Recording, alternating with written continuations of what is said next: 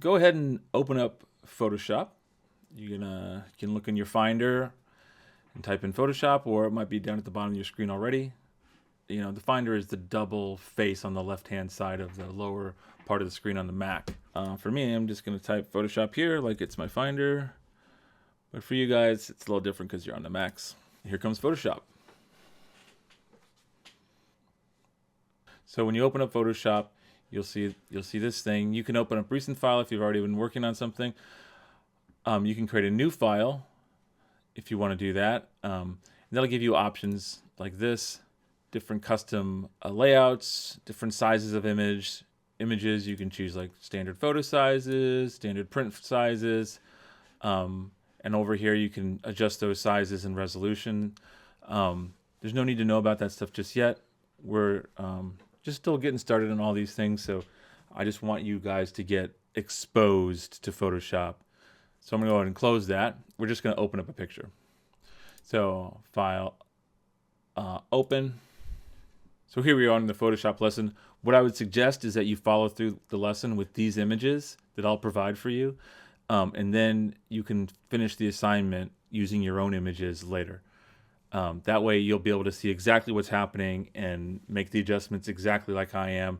And if anything's going wrong or going differently, you'll know that it's not your image, it's something else. So we got my old buddy, Lord of the Yum Yum, and the Salt Flats. So I'm going to go ahead and open up the Salt Flats as my first image. What I liked about this, it's very flat lighting, because my friend the Lord of the Yum Yum was performing inside and the lighting on him was pretty flat. So this will be my background. When you open up an image in Photoshop, it'll appear in this center area. To the left are all your tools that you're going to use in Photoshop. On the top are like, you know, all your drop-down menus where you can do other things like add filters, mess with the layers in different ways, plugins if you got them, windows you can open up and close like the layers, palettes, the history palette. And you'll notice that these palettes are sitting here kind of docked, and you can kind of close them and open them. You'll recognize the navigator from Lightroom. It's the same kind of thing. The histogram, it's a little more detailed than Lightroom, I think, because it doesn't it shows the overlap in a different way. You get to see all the colors, but the overlap doesn't just turn white, which I like. This shows information about where you're at in the image. It shows your XY values, your RGB values, your CMYK values. All just standard values, nothing you need to know super well right now. I often have my character and my paragraph stuff up because I do design in Photoshop. And these are, once again, they're not called stuff, they're called palettes.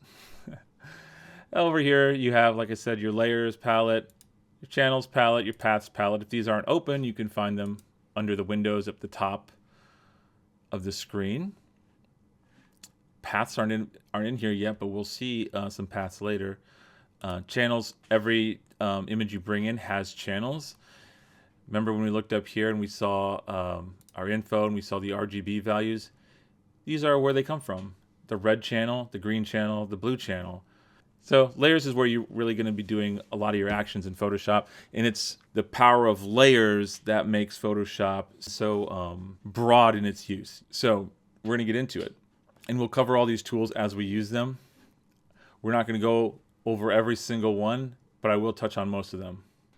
All right, so I'm going to go to File, Open, and I'm going to open up my picture of Lord of the Yum Yum. And you'll notice it opened up in its own tab. They're separate here. So just to show you, you can go to Windows, and you can arrange these tabs. So now you can say tile all vertical, tile all horizontally, tile two up vertically. So I just go to arrange tile all vertically, and then you can just drag them over, and then I just close this guy. Alternatively, let's delete that. There's another way to do that.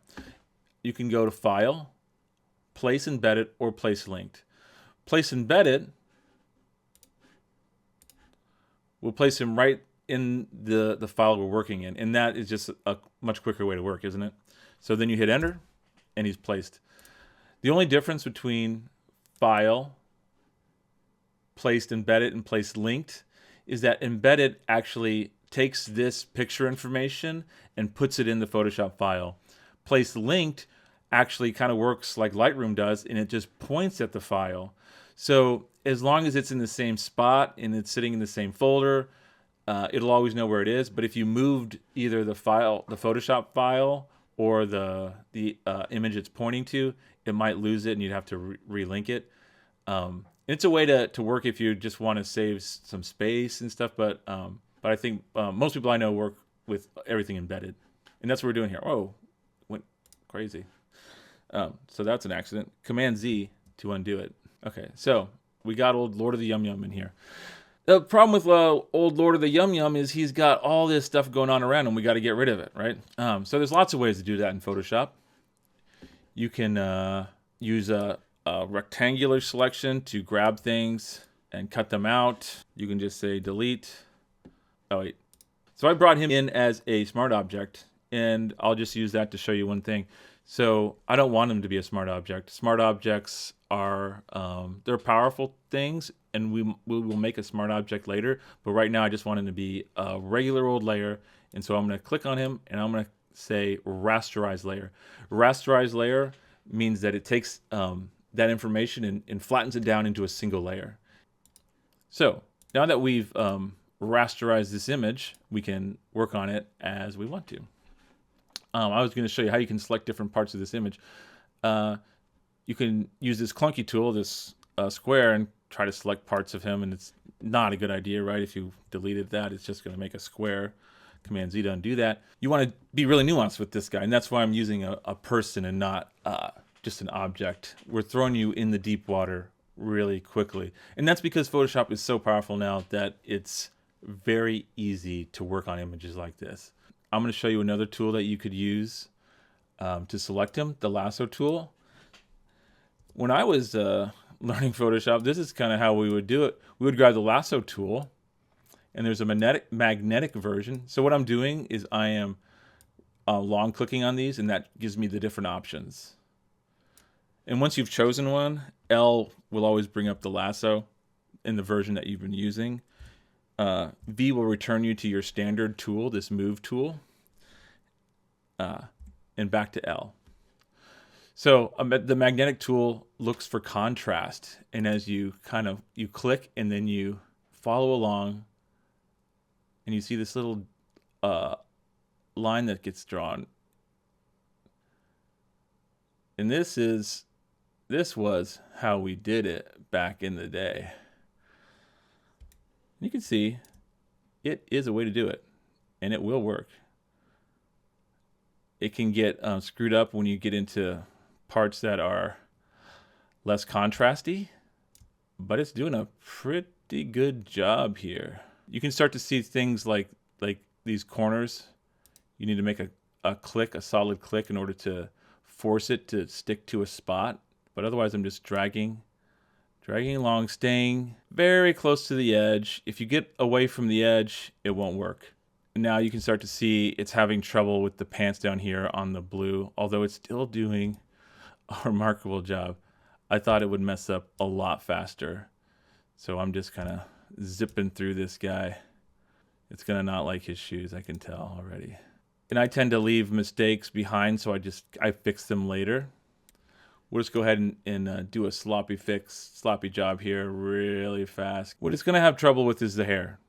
It's gonna have a lot of trouble with the hair because it is not a straight edge. Hair is notoriously troublesome for all the selection tools in any application. So, when you're done, you just kind of get to the same point and you double click and you get your marching ants. The marching ants in Photoshop denote that there is a selection. And to zoom in and out, I'm holding down Shift, which gives you this little hand, and you can move the picture around. If you move the picture without the hand, you're actually moving the image. So you don't want to do that. So I'm moving the picture around with spacebar down. And then if I hold down Alt, I can just zoom in and out. But you see, his hair wasn't the greatest selection. It took a little bit of time, and we're going to have to do a lot of work to get this hair correct. The way you convert this into a usable mask is one of two ways. I'll show you the first way first. This is the many click option. You say layer mask, and you're going to say reveal selection. You could hide selection if that's what you were doing, but what we're doing is we selected him to be revealed, and we want to hide everything else. What does that mean?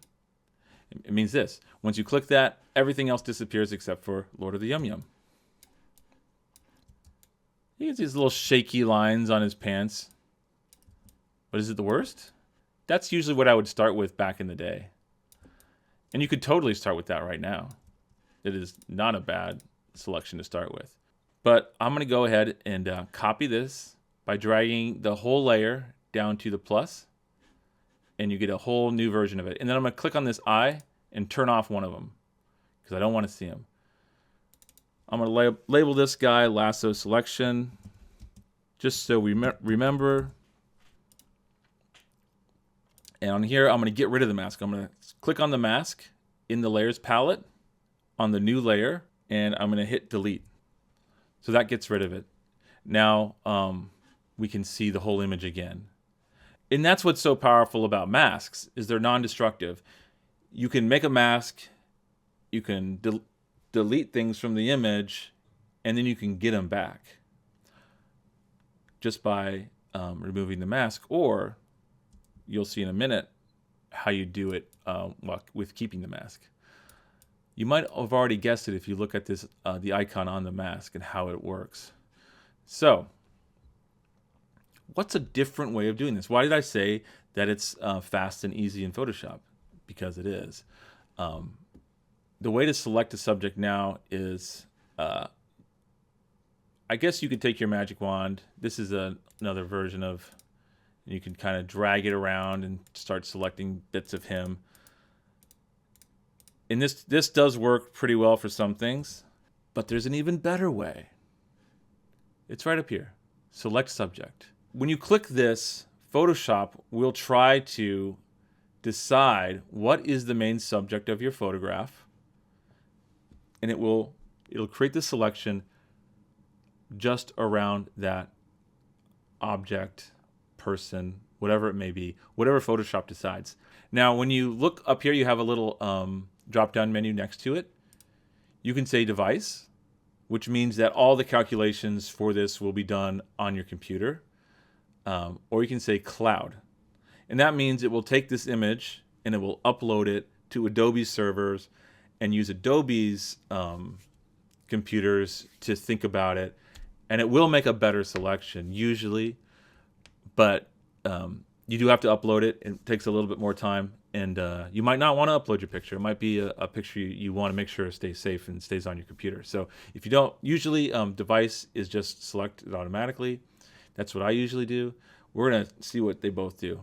So with device selected, I'm just going to click at the very top of Photoshop. I'm going to say select subject, and it's going to start thinking. And I'm going to show you another way to make a mask. Once you got the marching ants, go down to the layers palette, and in the lower right hand corner of the screen, you'll see all these little icons. It says FX, it's got a little square with a circle in it, it's got a circle that's half shaded and half light, you got a file folder, you got a plus, you got a trash can. It just came up, it said delete layer. That's what that does. This is how you make new layers. You can add things to folders so you can organize your layer palette. This is how you create adjustment layers, which we haven't gotten into. And this is how you make a mask. If you click this, boom. And now I'm going to zoom in, holding down space and alt or option. And when I zoom in, you can see that the hair is so much better in this version. The old version, the new version. The difference is that Photoshop could not really differentiate between this guy. Whoa, whoa. I just use this.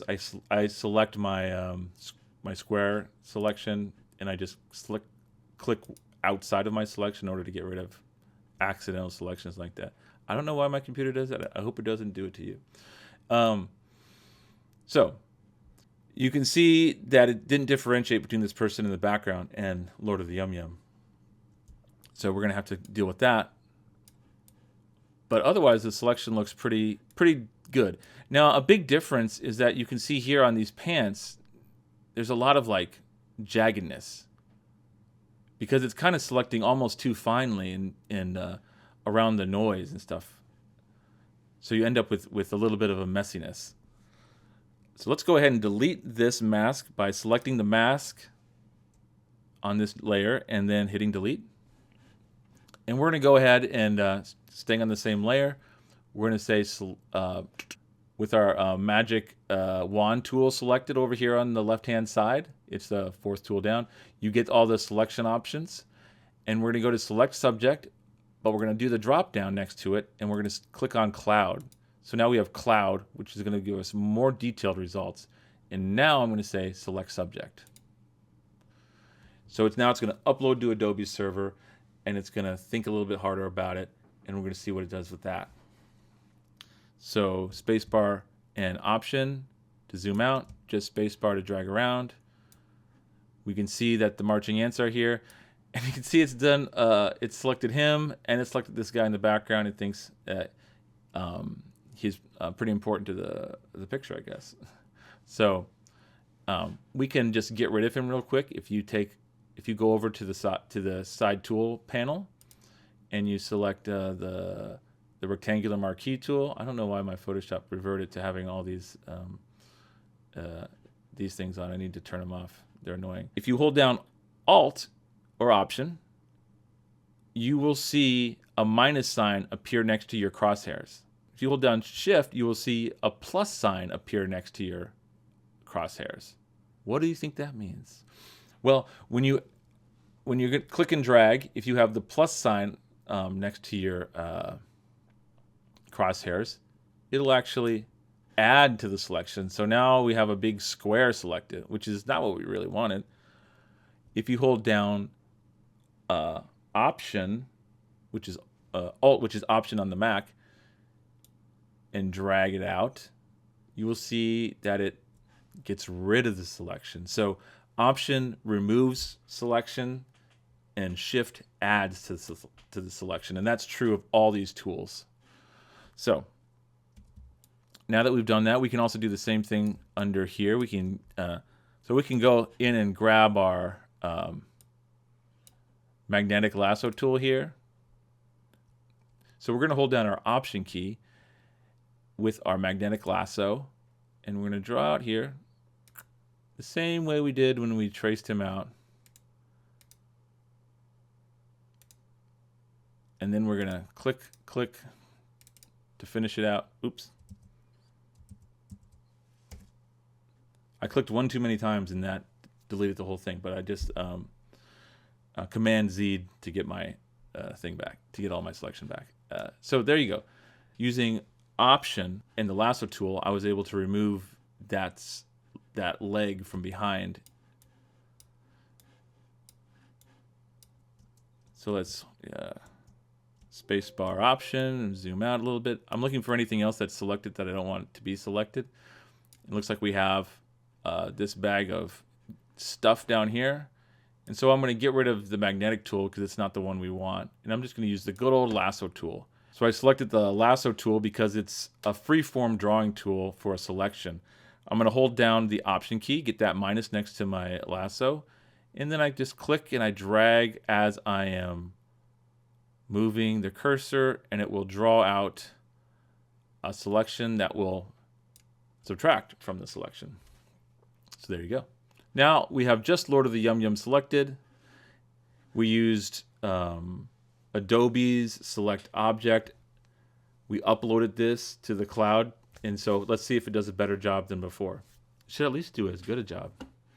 So we're going to do the same method because it's just the fastest way to make a mask. We click on here, it'll take the selection and turn it into a mask with one click. Boom. So let's go ahead and look down at his pants. That's where we're going to see the major difference. They're still a little jaggy, but they're less jaggy in general.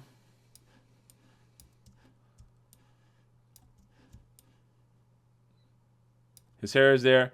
You know, I don't see a major difference, but I'm going to stick with this. I like it. I think it maybe handled his feet a little bit better. And you can see now we have Lord of the Yum Yum performing in the salt flats. Okay. So we can clean up this stuff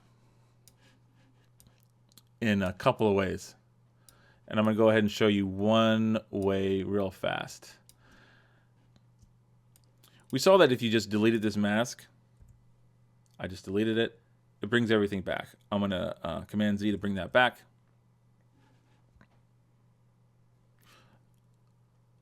But there's another way to bring things back in a mask. And like I said, if you looked at the thumbnail, you can probably figure it out. We have a little white figure surrounded by black.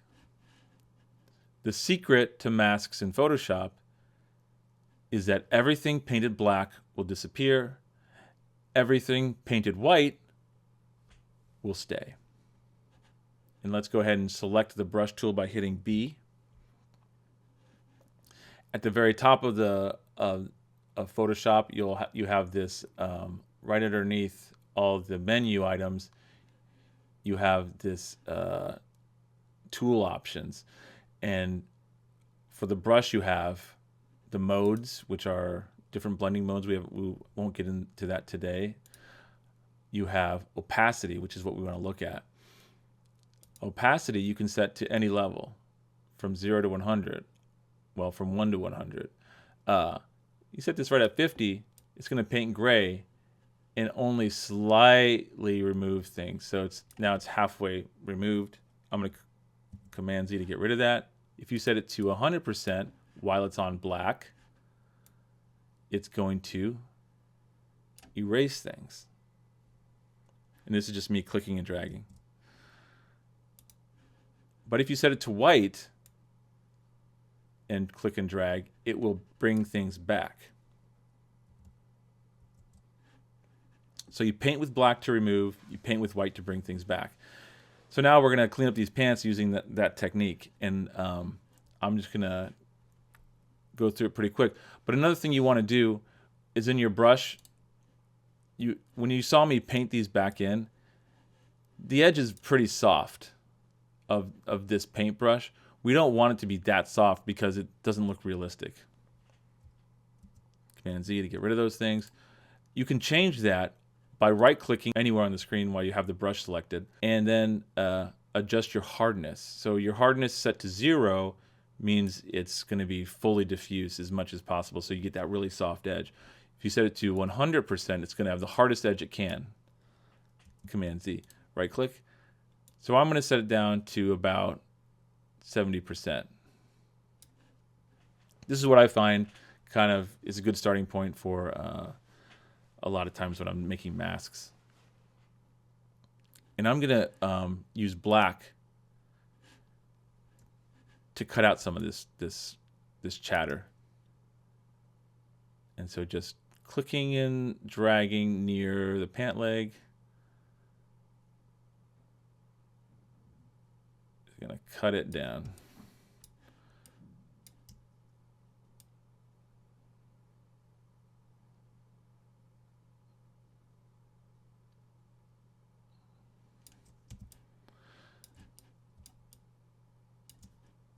You can also use the same trick that we did in Lightroom. If you click and you hold down Shift and you click again at a distance, it'll draw a straight line.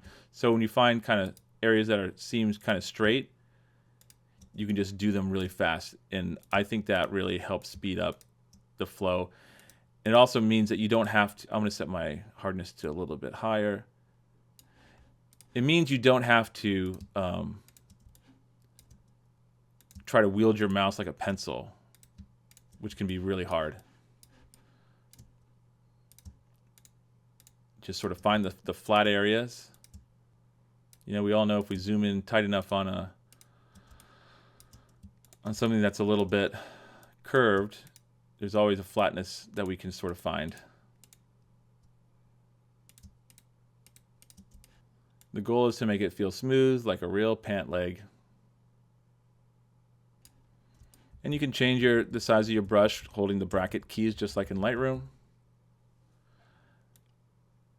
When you're dealing with spots that are a little more finely detailed, you will want to use a finer brush, and I'm just kind of doing this quick. And the secret to all this is just remembering that no one knows 100% what the image looks like, so you can be a little judicious, a little artistic in how you choose to make your selections and make your cuts. Obviously, if you're going for photorealism, you need to respect some ideas about what looks real. So sometimes you get to a spot and you think, what does this really look like? Should I be cutting away from the mask, or is there more information about this subject that's already hidden by the mask and I need to add it back in? And so you can actually make the mask disappear temporarily by holding down Shift and clicking on the mask. And then you can start to see what's going on. So I can see that sort of this pocket is a little puffier than it's been selected here. So I'm going to actually add back to the pocket a little bit. And you can make a mask while you are selecting. So I'm going to, I have it turned off right now, and I'm going to switch. I'm going to go over to the left-hand side of the screen, at the very bottom of the tool palette where the colors are. And you can see your black and white color, two little blacks, a black square and a white square, and there's two little arrows above them. If you click those arrows, it'll switch them. Now that's a little tedious to do every time, so if you don't want to do that, just hit X and it'll switch them.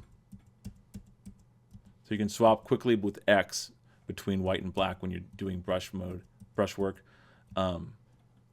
So it makes things just go a lot faster. So now I'm just going to kind of draw back along this line. Nothing's happening right now because I have my mask turned off, but I just wanted to be able to see where I should be painting. Now when I turn the mask off, you can see it's kind of back. I added just a little bit too much, so I'm going to take it back now. I'm going to hit X to get black back.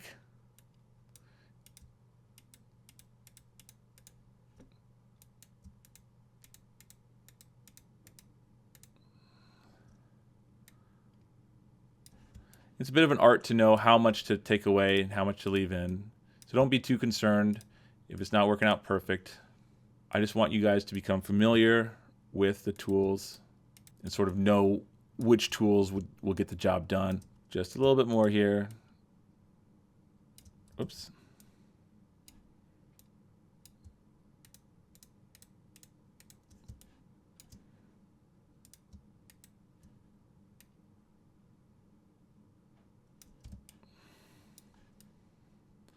And there we go. Old Lord of the Yum Yum is all cut out. I can click, I'm using the Move tool now, which is the top tool on the left-hand side. The crosshairs, like the cross of X's, I guess. But it's also, if you hit V, you'll get it. It's a little arrow. And when you click on the person, if you click off of, oh, I guess as long as you have the layer selected right now. If you, when you have the Move tool selected, up on the top in the tool, the tool controls, you have auto select, and that can either be on or off. So if it's checked, when I click and I click on the sky, oh, it's not doing what I thought it was gonna. Oh, you know what? Because I cannot move the background. I thought it was going to move the background, but this is a good chance to talk about backgrounds. So in Photoshop, when you first open an image, it will be called background by default. And backgrounds are always locked.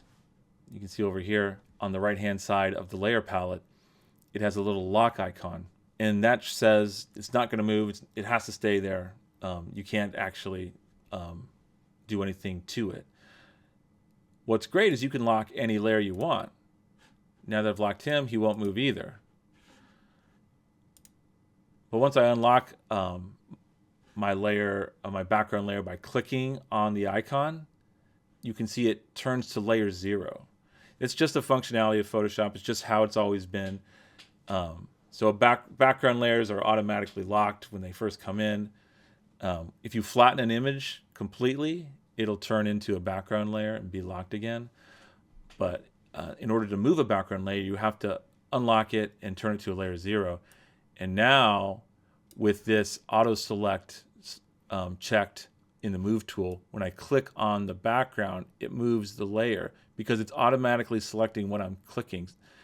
With auto select still checked, I click on Lord of the Yum Yum. Oh, because I locked him. See, I gotta think ahead. I gotta be paying attention. As a teacher, I'm learning all these things. So anyway, now that I've unlocked him by clicking on the lock icon, now when I click on Lord of the Yum Yum, he moves around. If I click on this guy, it moves around. And so if you're experiencing this issue where like you're not sure what you're grabbing, maybe you have auto select selected and you need to go and turn it off by clicking it. Now once it's turned off, whatever layer is selected in the layer palette is the one that will move. And so when I select Lord of the Yum Yum, no matter where I click, he's going to move.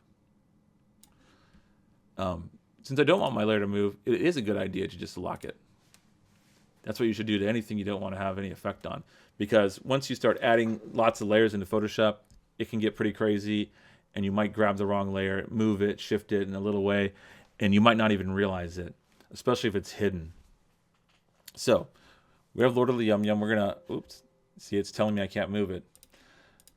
I'm going to select Yum Yum's layer, and I'm going to move him around and just put him kind of where I think looks cool. I like him right there. Looks like he's doing his thing. But we could add a little bit of a shadow or something to help make it more convincing. He probably had a bit of a shadow in its original, and you can kind of see where it is. So once again, I'm holding down Shift and clicking on the layer mask in order to see his shoes and where shadow might have fallen. And I can see that there's a bit of shadow underneath his shoe right here.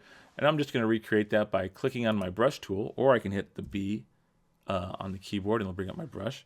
And I'll make it a little bit bigger. And now I'm going to go ahead and select black real fast. I'm going to right click and I'm going to take my hardness way down to 1% so that it's a very soft brush now. And then I'm going to click to get the mask back off by hitting Shift and clicking on the mask. And I'm going to make a new layer. And I'm going to name this Shoe Shadow. And I'm going to drag Shoe Shadow underneath Lord of the Yum Yum's layer. And I'm going to make this just a little bigger once again. And I'm going to kind of paint a little shadow. And you're like, that looks terrible, Charlie. I know, okay? But it's a start. In a way, you can sort of sense it. It feels like, oh, yeah, kind of, yeah, okay. What we want to do is then kind of just, when you select the shoe shadow layer, go up to opacity in the layer palette, which is at the top of everything. Still on the same tab, but it's high up. You have fill, then opacity, and this layer is at 100%, so it's completely black right now.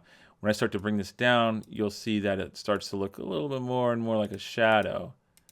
And there's a certain level that it's going to look better or worse, and that's for you to decide. I'm going to kind of stick it around here. Now, the shadow still, it's a little bit unrealistic because it's going past his shoe.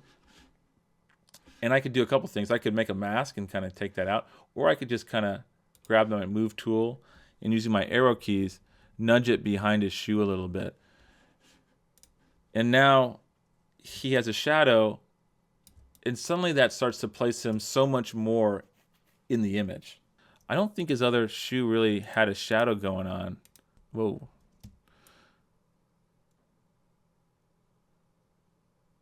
There's a slight one around his shoe under here. And so if we make another, we could do it on the same layer, but then if we moved it, it's gonna move this shadow too. So we're gonna make another layer, and we're gonna say left shoe shadow.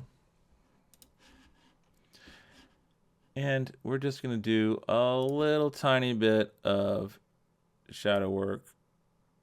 And so see, it's on top of the shoe right now.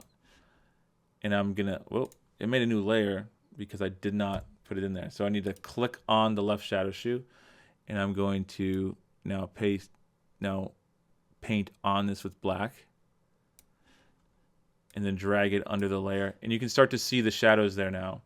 And then I'm gonna do the same thing I do with the other one. I'm gonna kind of bring it down, and you can start to see that now there's a little bit of a shadow there, and he feels a little more solid, like he's actually there.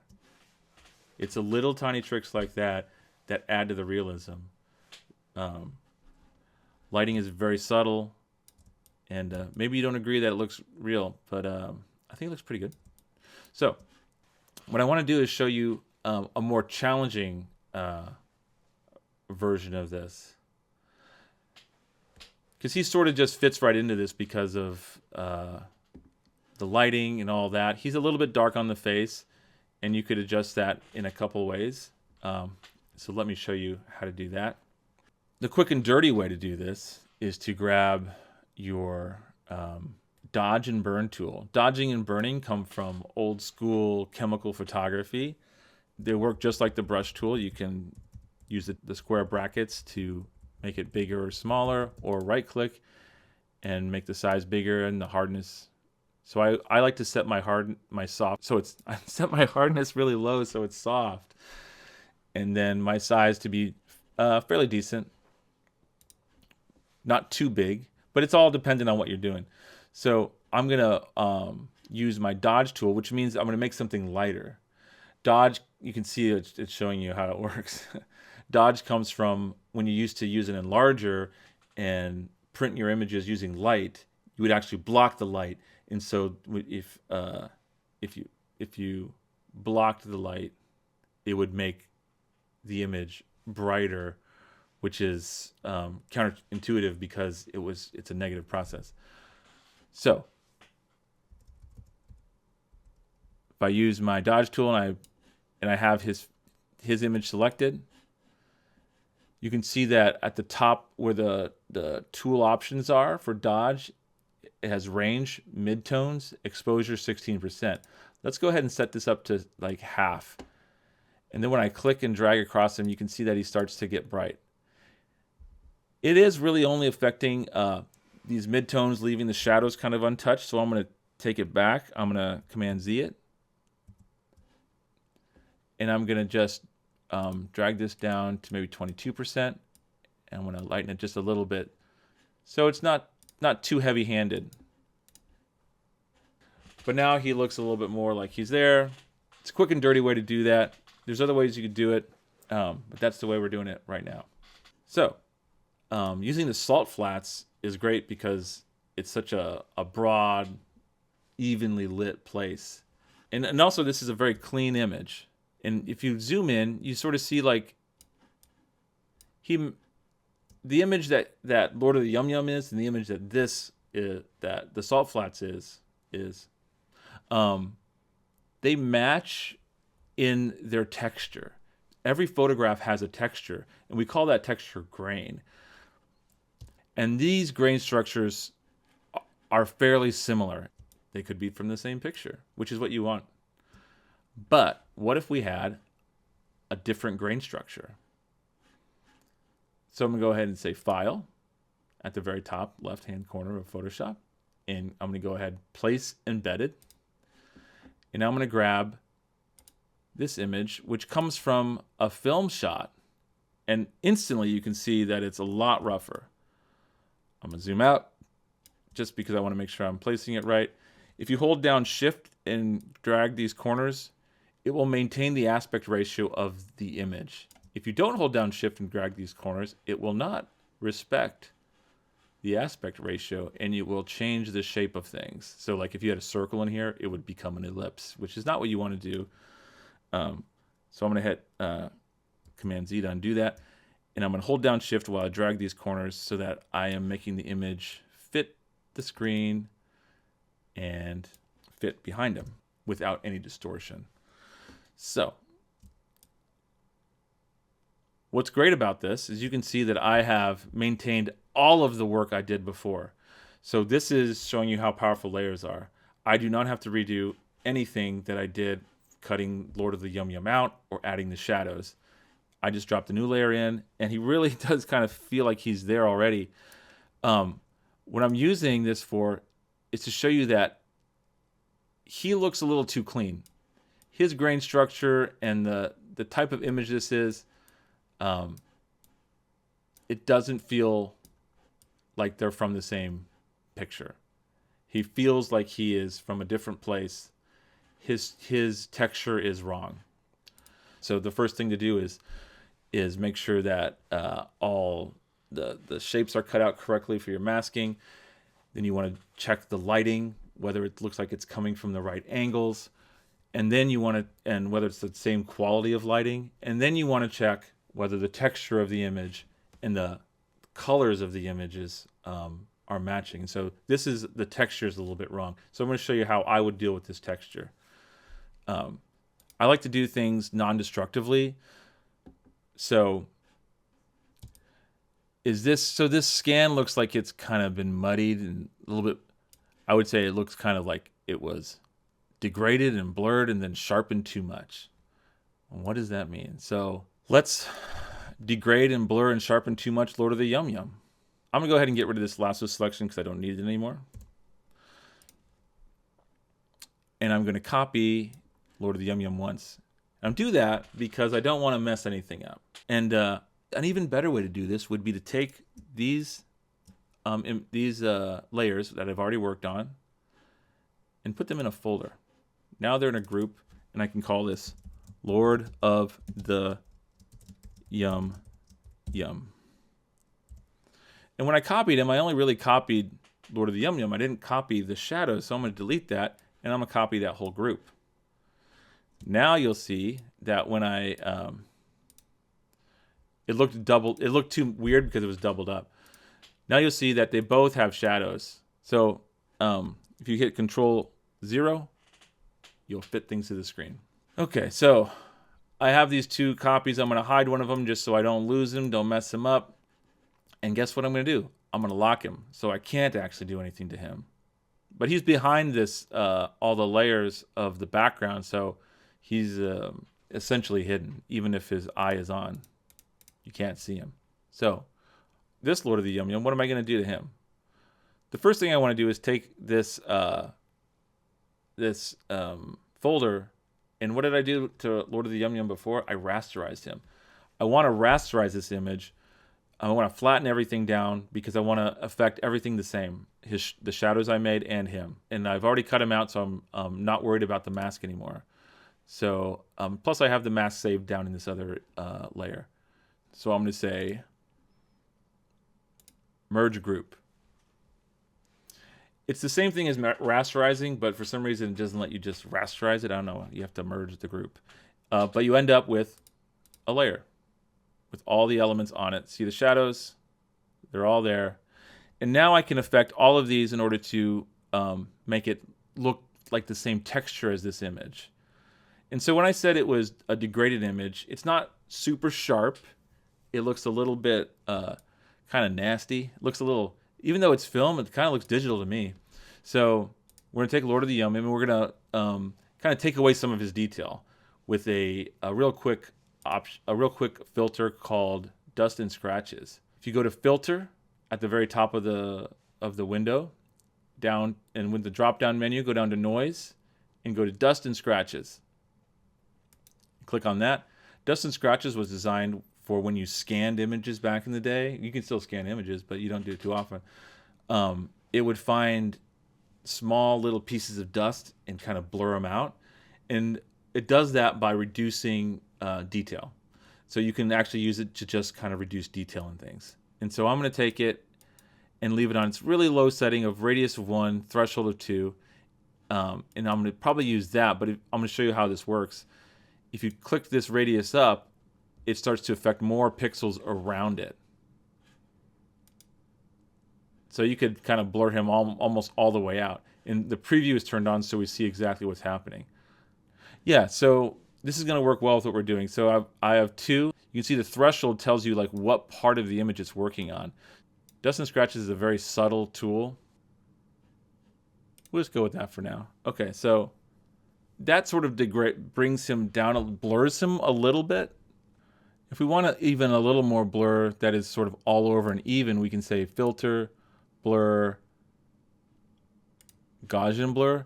And you can see it's a pretty quick effect, so we want to keep this really low. So I'm going to say like 0.5. And what I'm doing is I'm going kind of past this texture because I'm going to sharpen it back up to get back to this image. But I want to add a little bit of grain first because he's a little bit grainless compared to the background. Now you could just select him and say filter, noise, add noise, and you start adding in there. But when you do this, you don't really have any control over how the noise looks. And I like to retain control over how the noise looks. So I'm going to say cancel on this. And I'm going to show you a technique that I use. And it will talk a little bit about these blending modes. So make a new layer. Select your paint bucket. Go down to the palettes. And you can see I have a gray palette in here. And it already is selected at 128 for some reason. I must have had that. But that's exactly what you want to type in. 128 for RGB, for RGB. Why do you want to do it for everything? Because that is middle gray.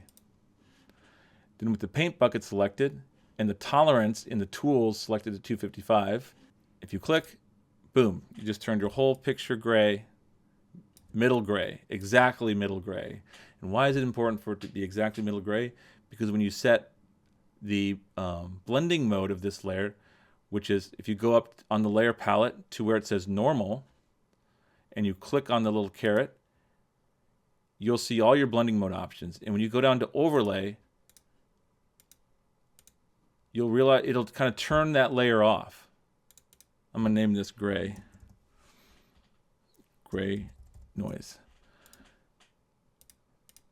Because an overlay blending mode makes everything that is middle gray completely disappear. And that's interesting because when we do that, then we can sort of lay things on that image and the background will disappear, but the elements we lay on it will stick around. So when we add noise to this image, that noise will appear on the image, but the gray won't. So you'll see. So now we say filter.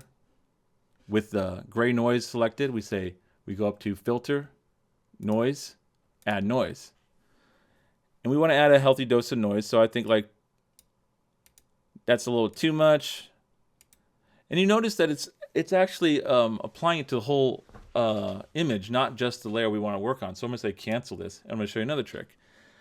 If you hover over the middle line between gray noise and Lord of the Yum Yum, and it has to be directly above Lord of the Yum Yum, and you hit Alt, you get this little box with an arrow that points down. And what this means is that this layer will now just affect the layer below it. And so when you click it, it'll switch the layer to look like this, where the layer is now pointing to this layer below it, saying it's referencing this layer as sort of a mask or something. So then when I say filter, noise, add noise, now it's only applying to the Yum Yum. So I do like 23. I think like 20, somewhere in the mid 20s is what I would do, because it feels like a little bit, it feels close. It feels grainy. It's obviously not matching yet, but that's why we want to be able to affect our noise. So we say okay to this. And it was important there to, when you turn your noise on, that you have monochromatic turned off in the noise options, because you want the red, green, blue noise. So once I have that noise on that gray noise layer, then I can say filter, blur, and we're going to use that same Gaussian blur to kind of blur the noise. And so we want now the noise to blur and be just a slightly bit softer than the noise in the picture around it.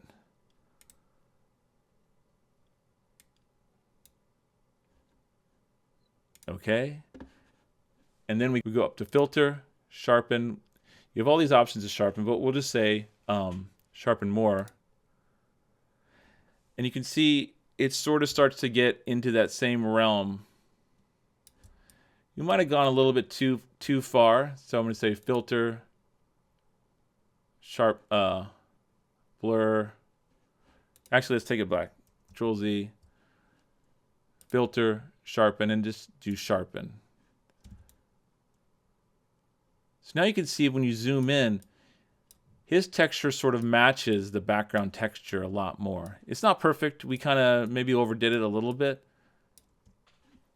But you can also completely take it away and do it again if you wanted to. Or go up to the opacity and kind of turn it down. So one of the other elements you need to think about when you're trying to match images in a comp like this is color. So this dealt with the texture of the image, but I'm going to bring a background in here that is going to challenge the color of the two images coming together. So File, Place Embedded. Boom. Once again, it's just going to load in there, and it's the perfect size, so we don't have to resize anything. We're just going to say Enter. Boom, he's on top of everything. I'm going to go ahead and turn off my noise, which is fantastic. I don't have to do anything to Lord of the Yum Yum.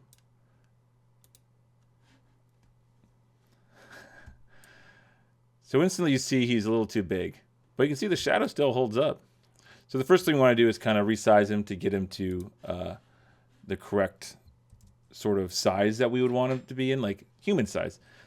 This sort of just feels sort of wrong, so I'm going to shrink him down until it feels kind of right to me. But you can do it however it feels right to you. But that feels like a better version of him to me.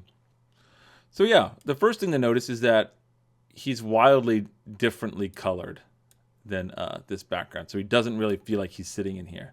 In fact, if you look at this, you think like, these lines are either probably yellow or white. This car looks like it's probably white, and it's underneath these lamps that are pretty yellow, orangey yellow, because they're leaning towards red. In fact, some of the shadows look like kind of reddish anyway. How's a quick way to do this? One way you could do it is you could just go up here and say Image, Adjust, Color Balance, and you can start playing around with these. Pull them towards yellow and red. See how well that works. If you notice this is just working on the midtones, you could say let's work on the shadows too. Yellow and red, kind of start to push them there. It's maybe the highlights need to be more yellowy. That's one way to do it, but it's not the most precise way to do it. This is kind of by eye. There's a place for this, but it's not the first way I would do it. I'm going to go ahead and show you another way. So every image is made of RGB, right? Different channels. We saw the different channels when we had the different palettes. So over here we have layers and channels. And the way to match color is to look at the channels and look at them individually. So we see these eyes next to them, just like the layers in the layer palette. You can turn them off with an eye, with clicking the eye. In the channels palette, you can turn these channels off by clicking the eye. So if you click on the RGB, it doesn't do anything because you have to turn off individual channels. So we click it down, we get down to this black, this blue layer, and you can see like everything is black and he's very white. So what this is telling us is that the blue channel doesn't match at all. The green channel matches a little bit better. And the red channel is sort of in its own space too. They look sort of similar, but they're not exactly right. Okay, so the first one to adjust is definitely going to be this blue channel. And so in order to match this, we need to think this is white. This is the brightest white. This is a pretty white element. Everything else, midtones and other shadows, they're all pretty much black. And you can kind of open up your histogram or your info button, and when you move around, you can see the color values right here. The blue is 0, 0, 0, 0. And then here it's like 19, 20, 20, 19. Here it gets up to 254, which is pretty high. It only goes up to 255. But everywhere else it's 0. So we know that we need to bring down the channels, the blue channel in this to match this. So everything that's not a bright white or a fairly bright white should be around 0. So the whole image this whole image needs to be between 20, 26, 30 is the highest thing I saw, and 0. So let's crunch that down. It's called crushing. So what we want to do in order to adjust this is go to the layers palette and go to the bottom of the screen. Underneath that layers palette, we have all these icons where we were making our mask from. And next to the mask creation is new fill, create new fill, or adjustment layer. So we want to use an adjustment layer. And adjustment layers are powerful because they don't change the actual layer. They're a lot like this gray noise we did.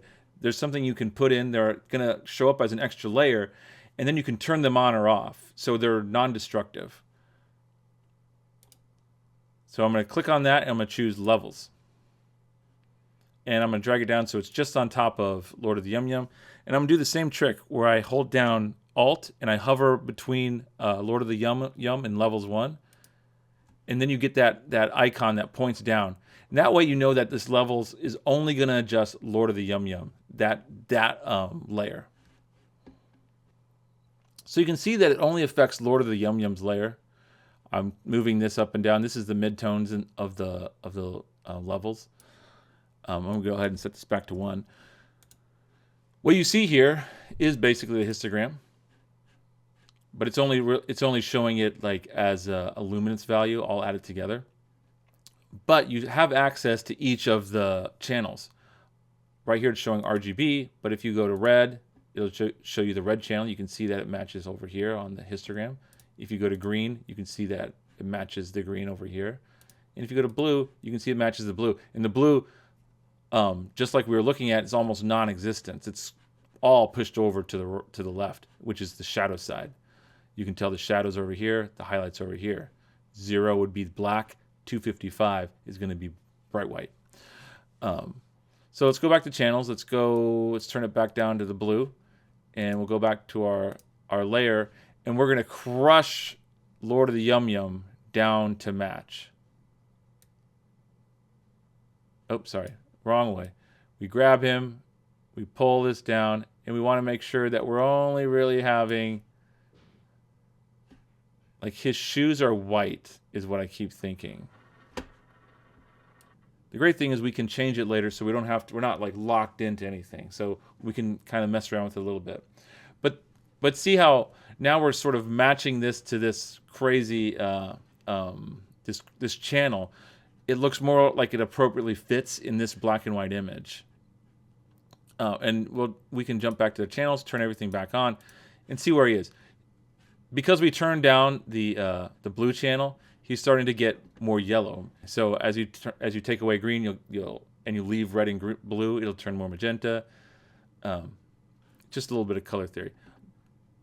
So we've pushed down this blue, and he's starting to look a little bit yellowy, a little bit greeny. Now let's look at the other channels. Go back up to the properties panel,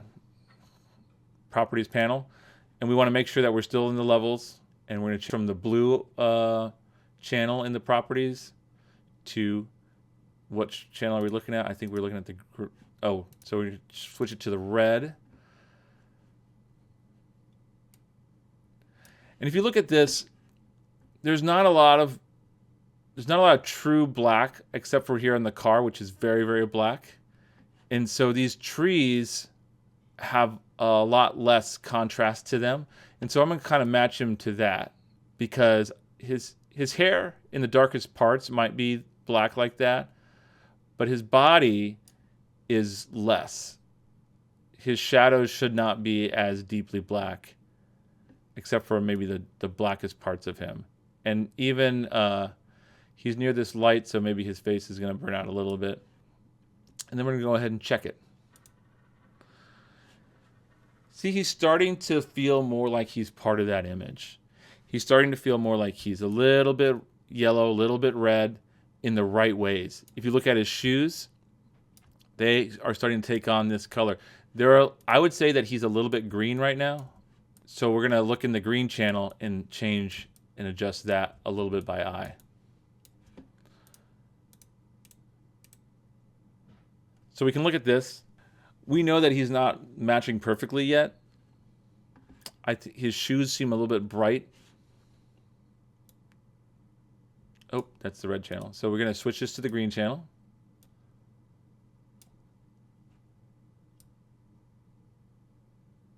And we're going to pull him down a little bit. This is the part where it gets hard, because when I look at this, it's hard for me to see exactly where it needs to go. But I know intuitively that he needs to go a little bit away from green. So if I push it this way, he becomes very magenta-y. But I don't want to go that far. But I'm just going to kind of push it in that direction. And I'm really looking at his shoes to see when his shoes, which are white, sort of start to become the same color as that car, because they're in the same world. For me, that feels about right. That feels appropriate. He seems, now that he's the same color, he is existing in the same world as this color of the background. And it just seems to match a lot better. We can zoom in to check our grain patterns. Woo! Too far. In this instance, I feel like he's actually a little bit too sharp for this. So what I would do is actually blur this background slightly. So with the background selected, I'm going to go to Filter, Blur, and I'm going to go to Gaussian Blur, because it's just a fast blur. And a radius, maybe 1, maybe I always pull around to see what doesn't look good in order to arrive at what does. So somewhere between, let's just say 1. The last thing about him is that because the image is a little bit soft, now the cutout that we did seems to be a little bit hard. So I'm going to select him by selecting all the empty space around him. So I'm going to use that. To do that, I'm going to grab the magic wand. And I'm just going to click in the empty space. And you can see that it sort of hugs up right on his body. It selected the empty space. And then to invert a selection, we're going to say Control-Shift-I. And you might not have noticed it, but it is inverted now. If I would hit Control-Shift-I again, Control-Shift-I, now you see that there's a marching ants here, and it shows that because the marching ants circle what's selected, and in this case, in between these marching ants is the empty space, right? So he is actually not selected. But if I Control-Shift-I again, now we don't have the marching ants on the edge of the frame. It's just around him, so we know that he is selected. And why did I do that? So I could cut another mask on him and do it with a little bit of a feather. So with Lord of the Yum Yum selected and the marching ants around him, I'm going to go up to Select, and I'm going to say Modify, Feather. And I'm going to add just 2 points of feather. It's a real subtle thing. We don't want to go overboard on this. What this does is it just sort of rounds out the edge, gives it a little bit of softness, just like the brush. When we set hardness all the way up, it has no feather. When we set hardness down, it has a lot of feather. So we're just giving it just a little bit of feather here so that this hard edge feels more appropriate to the image. So say OK, and then we're going to go ahead and make another mask, and that's going to apply that adjustment to this image.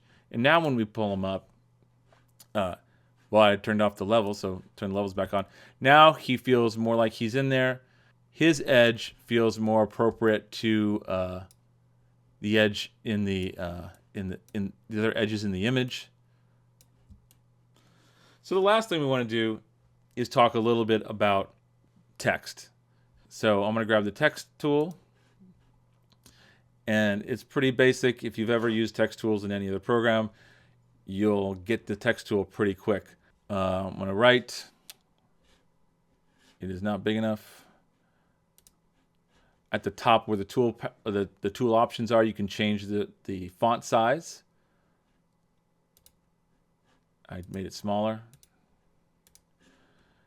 When you make a new text, when you use the text tool, it makes a new layer instantly, and it's kind of getting in the way. So it'll make it above the layer you have selected. So I'm going to go ahead and select gray noise, which I'm not really using anymore, but I'm just leaving it there.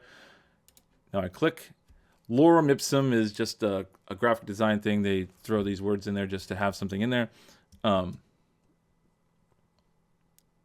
Welcome from the Lord, the yum. It's a little big. If this was just going to be a banner, this would be great, right? But I'm actually going to turn it into a like a little word balloon, like a cartoon. So I'm going to shrink it down.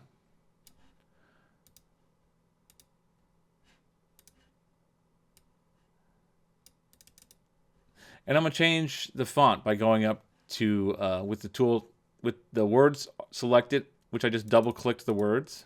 You can also just double click this on the layer palette. If you double click the layer in the layer palette, it'll select all the words. And then the options up here to change your font are right at the top in the tool options. You will have different fonts than me, because these are all the fonts I just have installed on my computer. You can get more fonts from Adobe, but I'm just going to go ahead and use the fonts I have. You can change the class of fonts so you can make searching easier if you have a lot of them. And I want a script font, because I just want it to feel like it's handwritten. And I'm going to go ahead and maybe choose Cookie. So it's still not a, it still feels like it's just words on the page. To make a classic like word balloon, we're going to grab the Ellipse tool.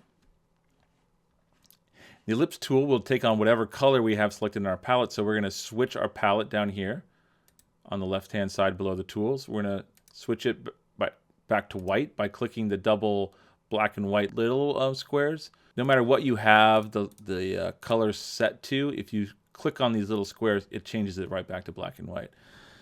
And then I want to make sure it's white, and I'm going to drag out a, this is why I wrote the words first, I'm going to drag out an ellipse over these words.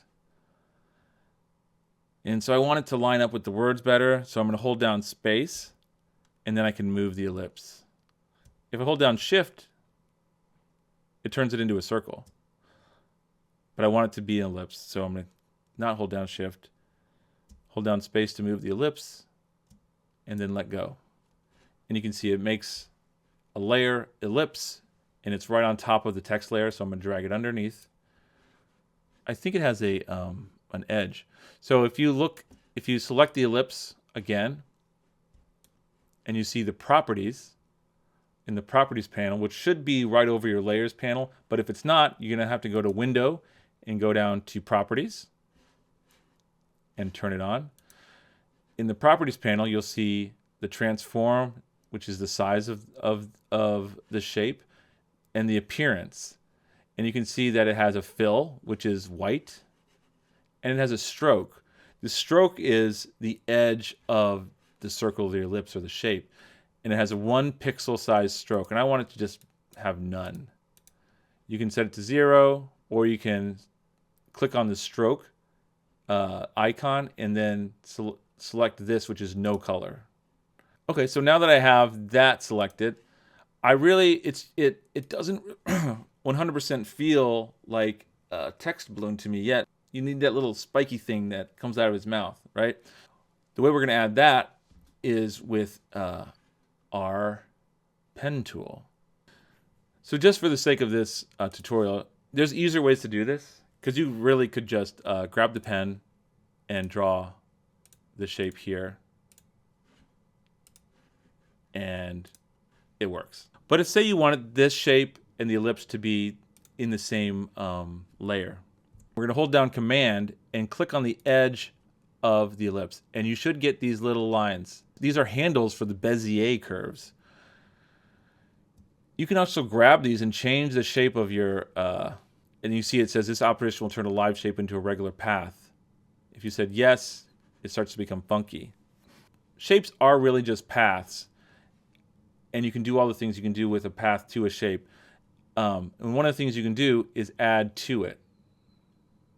So with the pen tool selected, up in the pen tool's options, which is at the top of the screen, if you go over past the width, height, the next thing to the right is a little box. It should be, or maybe it's a couple boxes. But if you click on that, you will find new layer, combine shapes, subtract front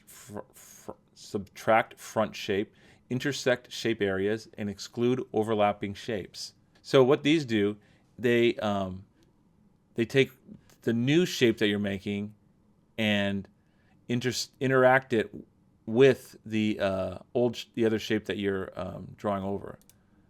So let's make sure that this is selected again, and we want to say combine shapes. And now when I draw, it won't make a new layer like it did before.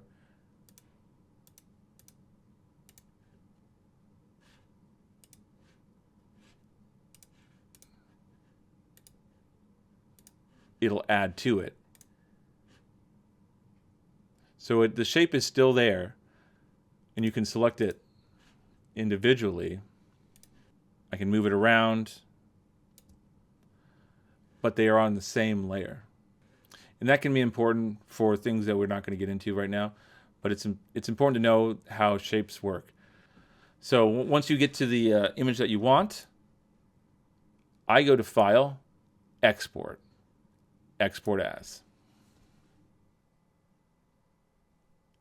So this will give us an exported JPEG. It'll be a flattened image. All of the layers will be gone, and it will be an image that you can share with anybody that they can open up in any application. They don't need Photoshop anymore. So up here you have up on the right top side, you have your format, which is set to JPEG. It might be set to PNG, but I would switch it to JPEG. You don't really need a 7.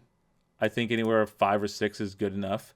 It'll show you over here on the left the image that it's going to create, the size, and the megapixels, how big it's going to be. You can change the image size over here on the right with the width and the height being locked. If you just change the scale, you can set to 75 or like 50% if you don't want it as big an image. And say you want to save a little bit of megapixels, you can adjust that up here. Obviously, you'll reduce quality a bit, but if you stay above 4 for most things, it's going to be okay. I think 5 or 6 is great. The other options that you want to look at are resampling. This tells you how Photoshop is going to deal with an image when it scales. So it does lots of different mathematical functions, and it can produce varying results. I tend to use preserve details these days when I'm shrinking an image like this. If I was enlarging, I would just use bicubic automatic. They're honestly very subtle, so probably not something that you're going to get too deep right away. You can attach all your metadata if you want to. I usually keep it on for what I do, but you might keep it off. You want to take your color space and convert it to sRGB. This is just so most people can look at it and the colors will appear correct. If you don't convert it and you were accidentally working in a different RGB space, say your camera's RGB space or Adobe's native space, which is Adobe RGB, when it opens up in a web browser or somewhere else, it's going to assume that it is sRGB, and then it will look weird. So you want to check off this box that says convert to sRGB and check this box that says embed color profile. Both of these things ensure that your image has the best chance of being viewed right. It still could get messed up in certain situations, but this is going to give you the best shot. And then once you have all this set up, you can say export, and it's just going to let you choose where it goes. And I'm just going to stick it right back in the folder that I have in Photoshop lesson. And I'm going to say final card. When you turn in your assignment later, you would obviously add your name and then save. And that will save a JPEG. Now say that you want to save this halfway and you want to keep all the layers, or you want to like keep it so that you can work on it in the future, or you just want to save it so that you can look at it how it's done, or for any reason you might want to go back into the original file and still have all this functionality. Right now it's saved as a TIFF.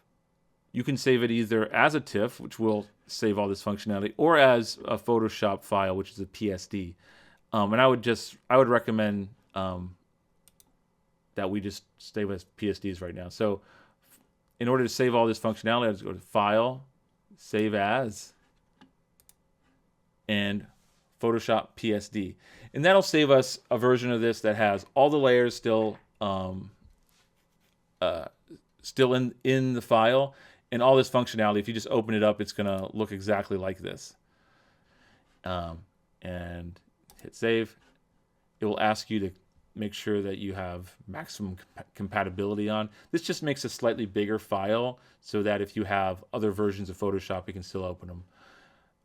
You say OK, and you'll see it saving down here in the lower left-hand corner. It takes a little bit longer to save a PSD than a JPEG, but that's just because it's a bigger file. So once you've saved it, so there you go. That's how you save the files, either as a PSD or as a JPEG. We've gone over layers, channels, paths, text. We've gone over a few strategies to composite an image. I've shown you a few ways to select images and paint in a mask. These are the basic fundamentals of Photoshop. Once you learn how layers and masks and paths work, you can do so many things by combining those ideas. Everything else is basically a filter in Photoshop. But we'll go over more things throughout the semester, and we'll talk about those as they come up. We might not do another lesson like this, or we might. But as we go, I'm going to expose you to a few more advanced features of Photoshop. And really, it's kind of like recipes. Everyone can do. You can do things in Photoshop so many different ways.